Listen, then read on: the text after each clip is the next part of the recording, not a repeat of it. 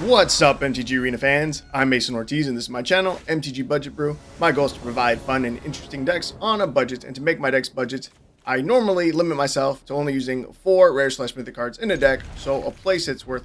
But today is Friday and I'm playing Historic Brawl again, which means that we are now allowing ourselves to use 9 rares for this deck. It's a slightly higher ratio than our 4 for a 60 card deck, but I think 9 is an acceptable number of rares for a Historic Brawl deck. So today things are a little bit different. As you can see, I am not playing. If our opponent would do something, you would see that I'm not playing. I've already pre-recorded all of the gameplays and I'm doing post-gameplay commentary because honestly I wasn't sure that the deck would perform, but it did, and I kind of just kept recording as I was playing. So we've got 3 quick games to show you guys, and yeah. So I'm going to talk over the deck a little bit, because building a commander deck or Historic Brawl it's a lot different than building a 60 card deck, right? And normally I try to group, like, I try to make certain groups, right, that you should include in every single deck. And so for this deck, first thing I usually start with in a commander deck, I'm probably going to say commander a lot. I'm going to go play commander in like, I don't know, probably like 2 hours right now. So I'm going to just keep saying commander. But first thing I do is I start with the mana base. I start with the mana base because it's not something that you want to overlook when building, when you're building your deck. And yeah, it's just pretty easy to start with that, knock it out real fast, and then you can see how many cards you have left and how many card slots you can allot to other groups, right? And yeah, so we're gonna start with the mana base. So the first thing I did, I'm gonna pull up the list. So first thing I did was keep 40 lands. 40 lands is a number that I feel comfortable with, and about half of my deck is allocated to the mana base. And so I'm talking like anything that pulls land, anything that's like mana fixing, anything that's mana rocks, anything that ramps you, stuff like that. All of that I include towards the mana base. So we have 40 lands, right? But then we've got cards like, let's see. I'm trying to think about which side would be better to leave this on, the left or the right. Probably the left. All the triggers and stuff go on the right. Yeah, so let's see. That's already game 1. Adeline is really good. She's very strong. She's really easy too. Adeline is an easy commander. But let's see. So taking a look at my list, let's see. Ambitious Farmhand. That will pull us a land. That'll pull plains from our deck. So that counts as one of our 10. Right? Let's see. Who else? Sunset Revelry can also pull us a land. Arcane Signet, it's a mana rock. Cold Steel Heart, mana rock. Guardian Idol, mana rock. Mindstone, Ornithopter, Prismite. All of these tap for mana. All of these can ramp us. You know, they can accelerate how much mana we have, so that we have more than the number of turns that we've played, if that makes sense. So like if it's turn 3 and you have 4 mana available to you, that means you've ramped. That means you have more mana available than if you were to have played a land every single turn. So let's see, we've got those in there. Let's see, what else? Heraldic Banner, that's another one. And I think it's about it. And then here you can see at the bottom, I've got 40 plains. So let's see, what did I do after that? Our 9 rares. I picked out the rares for the deck next. That's a very important thing to, I think, start with if you're going to build a budget deck, like in the sense that I am. It makes it a lot easier for you to fill in the rest of your deck later. So I'll show you what I mean. So our first rare is Adeline, right? That's our commander. Let's see, if I pull this out, I think it'll show me the card. Oh, I can just click on it. So Adeline is 1 and 2 white for a star 4 human eye vigilance. It says its power is equal to the number of creatures you control. Whenever you attack for each opponent, create a 1/1 white human creature token that's tapped and attacking that player or a planeswalker they control. So Adeline wants us to have a lot of creatures, and she wants to make tokens. All right, pretty easy, right? So God's Willing is not a rare. This is the rare version of it, the Mystical Archive one, but you can craft the uncommon version. So God's Willing is not one of our rares. But let's see. Next, we've got Squirrel's Hive. 1 and a white for an enchantment that says at the beginning of your upkeep, you lose 1 life and create a 1/1 colorless Phyrexian Might artifact creature token with Toxic 1, and this creature can't block. It has Corrupted. As long as an opponent has 3 or more poison counters, creatures you control with Toxic have lifelink. So the Toxic Park doesn't really matter for our deck as much. What I'm reading is 2 mana, every turn, make a 1/1 token. That seems pretty strong. The Corrupted is just like a bonus that we might have at some point.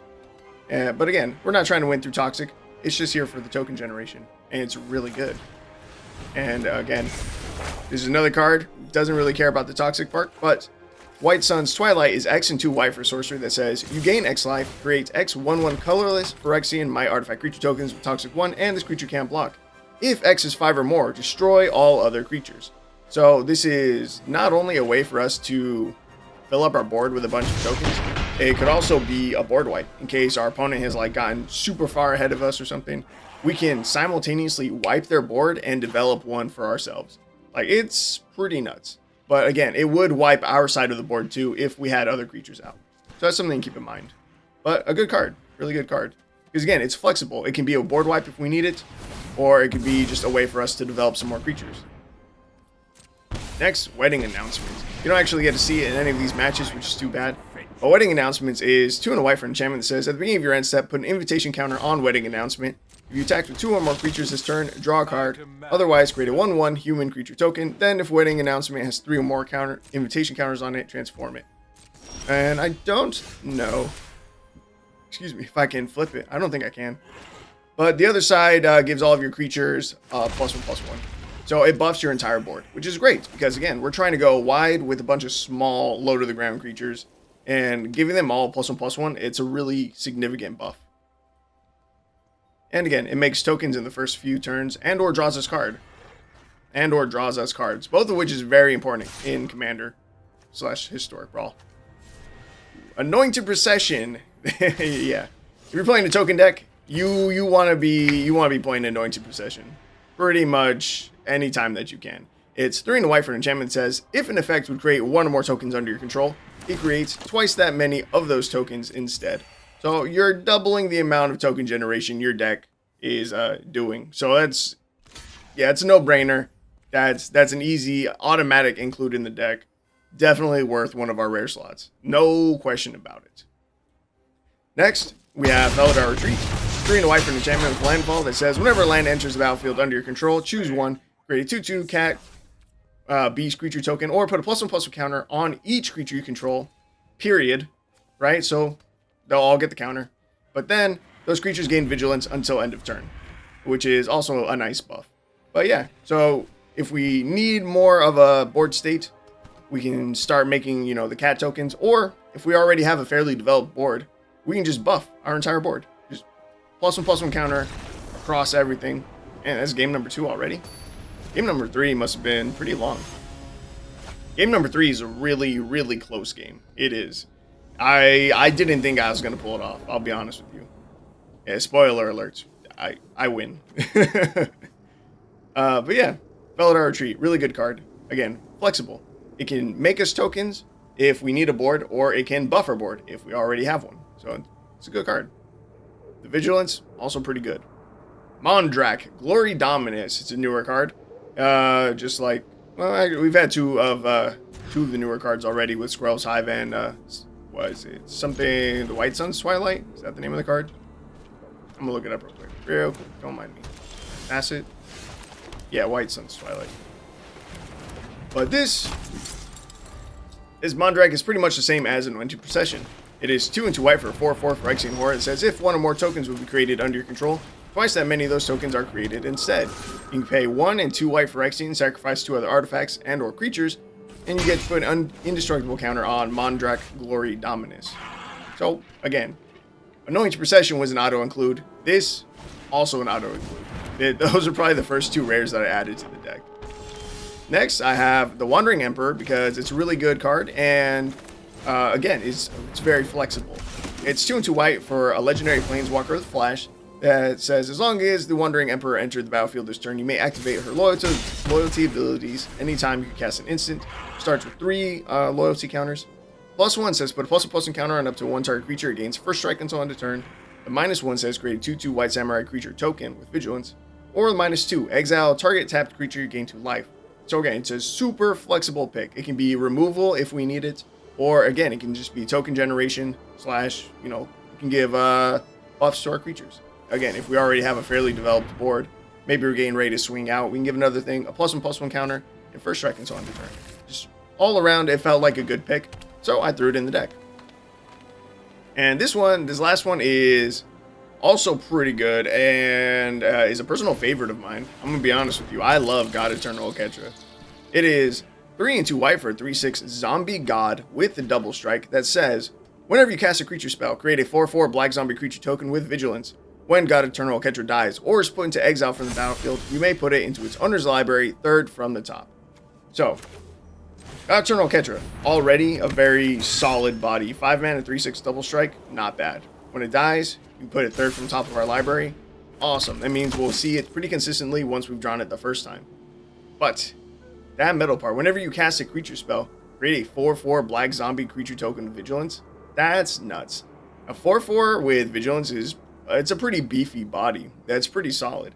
And our curve it's pretty low. We have a lot of like 1 and 2 drop creatures that we are playing partly because of that card. So like if we got that out and we were able to play like a Lunarch Veteran and a Soul Warden in the same turn, for 2 mana we're getting 10/10 worth of stats. Like it's nuts, and that's assuming we don't have any kind of like, again, doubling effect out. It's a really good card. All right, but let's see, going on from there. So we covered mana base, we've picked out our rares. Again, because we know what rares we have in the deck, we know what other cards we would like to see. So like, again, God Eternal Oketra, it wants us to play creatures. That's fine. Adeline wants us to have a bunch of creatures out, also good. But there's a lot of token generating spells that are not creatures. But again, it's still fine. There's another card that I want to point out real quick. It is not a rare, but that makes it so much better. It's so good. Is Oketra's Monument. It's 3 mana for a legendary artifact that says, white creature spells you cast cost 1 less to cast. Whenever you cast a creature spell, create a 1/1 white warrior creature token with vigilance. So this is a second card that wants us to be casting creature spells because it will generate us tokens.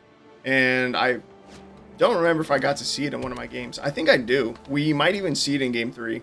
I haven't been paying attention to the gameplay footage, so I don't know if we already saw it. But Oketra's Monument, super great card, and that's 2 cards, again, super powerful, and both of us want us to be playing creatures. So I tried to lean a little more heavy into creatures for our token generation.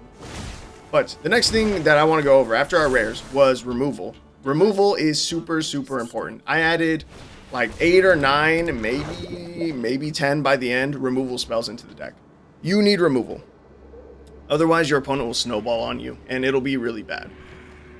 So, let's see. What removal spells did I add in the deck? Lay Down Arms. Exile target creature with mana value less than or equal to the number of planes you control. Its controller gains 3 life. Solid. Perfect. We're playing mono white. It's beautiful. Portable Hole. You get to exile target non-land permanent, mana value 2 or less until that leaves. Let's see. Ossification is a newer one. Enchant basic land you control. When it enters the battlefield, exile target creature or planeswalker and opponent controls until Ossification leaves the battlefield. So if your opponent doesn't have enchantment removal, it's pretty much gone. And I tried to go with a little more exile, more so than destroy. Let's see. What's another one? Vanishing Light and Borrowed Time, pretty much the same card. 2 and a white for an enchantment. When it enters the battlefield, exile target non-land permanent opponent controls until Borrowed Time leaves the battlefield. Fairgrounds Warden is the same effect, but with a creature. Where's the battlefield? Oh no, this one only hits creatures. It's my mistake. When it enters the battlefield, exile target creature and opponent controls until Fairgrounds Warden leaves the battlefield. I like that card a lot. I do. Prison Realm. When this enters the battlefield, exile target creature or planeswalker. With Historic Brawl specifically, you really want planeswalker removal, since planeswalkers can be your commander. Since any planeswalker can be your commander, I wanted to try and make sure I got a few more answers for planeswalkers than I might normally. So Prison Realm made the cut, specifically because of the fact it hits planeswalkers. But it's 2 and a white for an enchantment. When it enters the battlefield, exile target creature or planeswalker and opponent controls until Prison Realm leaves the battlefield. When it enters the battlefield, you also get to scry 1. So it's really good. Okay, let's see. Do I have any more removal? I think that's pretty much it. Oh, Conclave Tribunal. This is a fun one. This is a very cool one for our deck specifically. It's 3 and white for an enchantment with Convoke. Your creatures can help cast a spell. Each creature you tap while casting the spell pays for 1 or 1 mana of that creature's color. So if we were tapped out, our opponent might, they might relax. They might be like, all right, that's cool. It's sick. I don't got to worry about anything else. And then we surprise them by tapping down 4 of our creatures and casting Conclave Tribunal. It's sick. When it enters the battlefield, exile target non-land permanent opponent controls until this leaves the battlefield. It's super cool. And yeah, let's see. I already said Wandering Emperor. That's another removal spell. We had one more in here. Oh, Charge of the Might. This one can create us 2 1/1 mites with Toxic 1, or it can deal damage equal to the number of creatures you control to target creature or planeswalker. Charge of the Mites is really good. Again, we're not trying to win with Toxic and stuff, but this is a flexible pick. It can be removal, or it can make us 2 tokens. So it's really good. Let's see. What else did I need? Okay, so at this point, we've covered mana base, our rares, removal spells. We need some draw. We need a little bit of draw in the deck. I don't have a ton. Let's see. Needed just a little bit. So Spirited Companion can draw us a card. Sunset Revelry I think can as well. If an opponent has more cards in hand than you, draw a card. Yeah. This is a really fun card. If an opponent has more life than you, you gain 4 life. If an opponent controls more creatures than you, we get to create 2 1/1 tokens. And if an opponent has 3 or has more cards in hand than you, draw a card. Super good. Super cool. So we got that. Let's see, what else was draw? Technically, Mind Stone, you can sack it for draw. So I do count that. Inspiring Overseer, that's some more draw. Rumor Gatherer can be draw. Whenever another creature enters the battlefield under your control, scry 1. If this is the second time this ability has resolved this turn, draw a card instead. Rumor Gatherer is nuts. Circuit Mender and Filigree Familiar both draw us cards, both when they die. And I think that's about it. Yeah. Alright, and that takes care of all of the categories. Now, at this point, we probably have about 30 card slots left in our deck. And the remaining 30 cards, all of it went to things that make tokens. This, you create tokens equal to your devotion to white. Charge of the Mites is probably already in there. Raise the Alarm, some other stuff. Just as much token creation as we can. And then a little bit, just a little bit of protection, and a few win cons were added to the deck. But that's going to wrap up the video because we're pretty much out of time. And yeah, I hope to see you guys in my next video.